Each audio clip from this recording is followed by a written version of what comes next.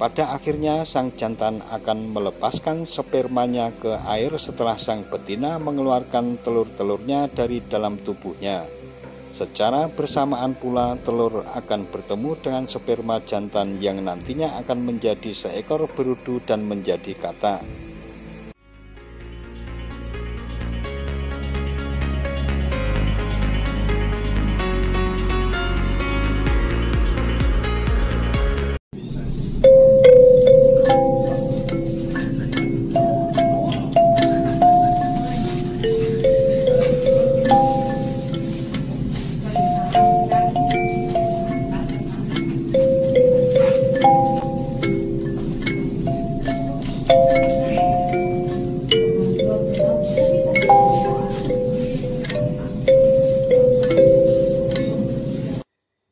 Assalamualaikum warahmatullahi wabarakatuh. Sahabat Datar Media, ada kalimat bijak yang mengatakan bahwa katak di lumpur lebih bahagia daripada manusia karena tidak memiliki ambisi untuk mencapai bintang. Dan pada video kali ini kita akan melihat bagaimana cara katak berbahagia dalam berkembang biak dan menjaga keseimbangan ekosistem.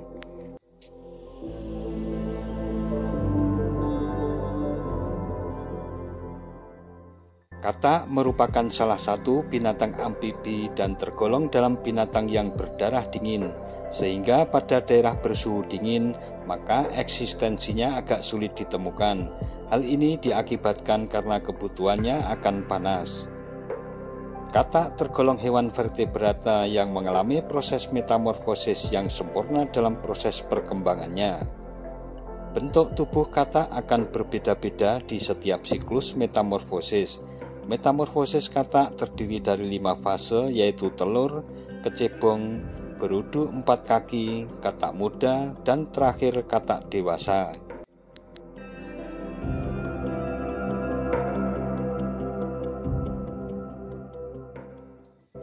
Musim hujan merupakan peluang terbaik bagi katak untuk kawin, mungkin karena kesenangannya pada air. Di musim hujan, kebanyakan katak mengeluarkan suara yang agak kuat untuk memanggil sang betina. Katak betina dapat membedakan antara panggilan kawin dari spesies mereka sendiri dan spesies lain. Di tempat perkembangbiakan komunal seperti kolam, rawa, atau sungai, perbedaan tempat pemanggilan spesifik jantan membantu katak mempertahankan identitas mereka.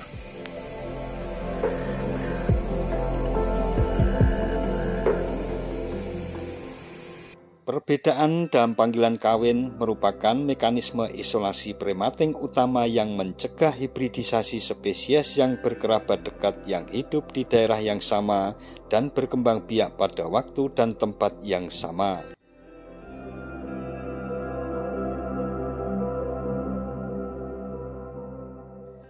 Katak memiliki pita suara yang sederhana pada sebagian besar spesies. Sepasang celah di dasar mulut terbuka ke dalam kantong udara. Udara dipaksa dari paru-paru melewati pita suara yang menyebabkannya bergetar dan dengan demikian menghasilkan suara dengan nada dan denyut tertentu.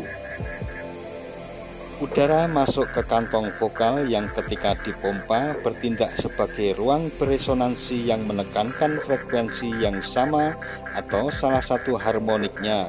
Dengan cara ini, berbagai jenis katak menghasilkan panggilan yang berbeda-beda. Dalam proses perkawinannya, si pejantan tangguh akan naik ke punggung sang betina sambil berenang di air. Pada akhirnya, sang jantan akan melepaskan spermanya ke air setelah sang betina mengeluarkan telur-telurnya dari dalam tubuhnya. Secara bersamaan pula telur akan bertemu dengan sperma jantan yang nantinya akan menjadi seekor berudu dan menjadi katak. Sekali dalam bertelur, binatang ini biasanya bisa menghasilkan antara 5.000 hingga 20.000 telur, tergantung dari kualitas induk dan berlangsung sebanyak 3 kali dalam setahun.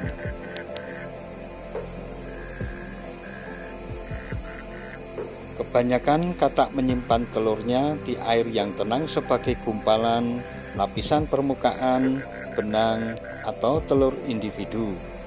Telur dapat dengan bebas tersuspensi di dalam air atau menempel pada batang atau tumbuhan yang terendam. Beberapa katak bertelur di sungai yang secara khas menempel kuat di sisi bawah tanah atau di bawah bebatuan di mana telurnya tidak terpengaruh oleh arus.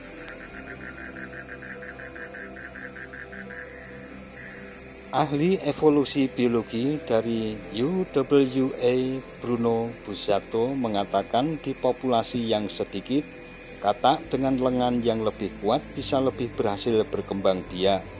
Tapi hal ini tidak berlaku di populasi katak yang lebih banyak. Dr. Buzzatto menjelaskan bahwa katak melakukan hubungan seks secara berkelompok. Katak mengeluarkan cairan kesuburannya di luar, artinya laki-laki mengambil perempuan dan keduanya mengeluarkan cairan di luar tubuh, sehingga telur dan sperma bertemu di dalam air.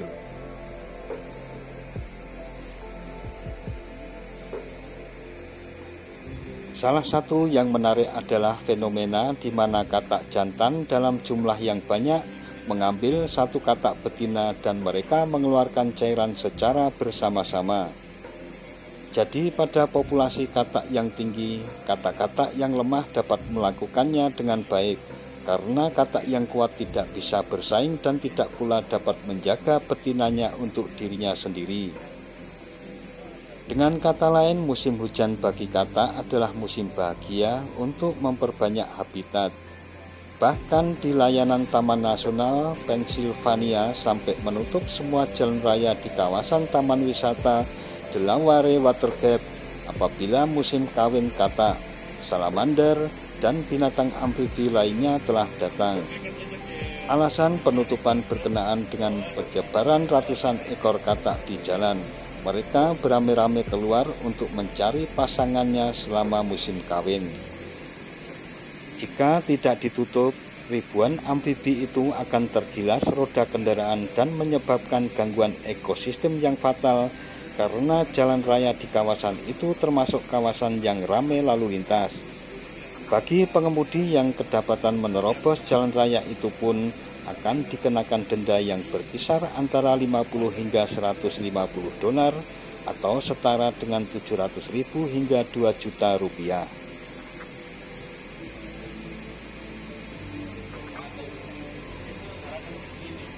Katak pun termasuk salah satu binatang yang disebut-sebut dalam sebuah kitab kuno dari leluhur Jawa yang berisikan ramalan-ramalan tentang mimpi.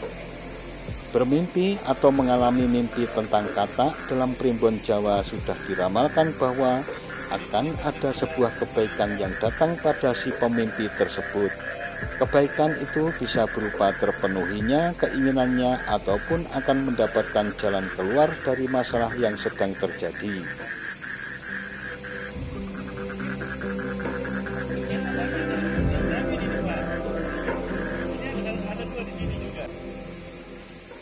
Nah, sahabat Datar Media, demikian tentang cara katak dalam berkembang biak dan usaha manusia dalam melindungi serta mempertahankan eksistensi katak dalam menjaga keseimbangan alam.